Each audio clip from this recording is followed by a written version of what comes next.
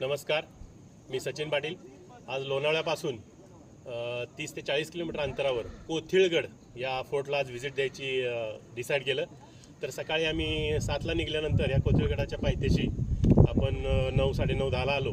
तिथून हा जवळपास 3 ते 4 किलोमीटरचा ट्रॅक आहे। त्याच्यानंतर एक 1.5 तासाची चढाई आहे। तर अतिशय निसर्गरम्य असा हा कोथिळगड आहे। तुम्ही बघताय की हा पूर्ण सुळका आहे, जवळपास 40 ते 50 फूट लांब आणि रुंद जो आहे तो एकदम एक 70 ते 80 फूट आहे। असा एक मोठा सुळका आहे। टॉपवर आम्ही आता खाली जाऊन आलो।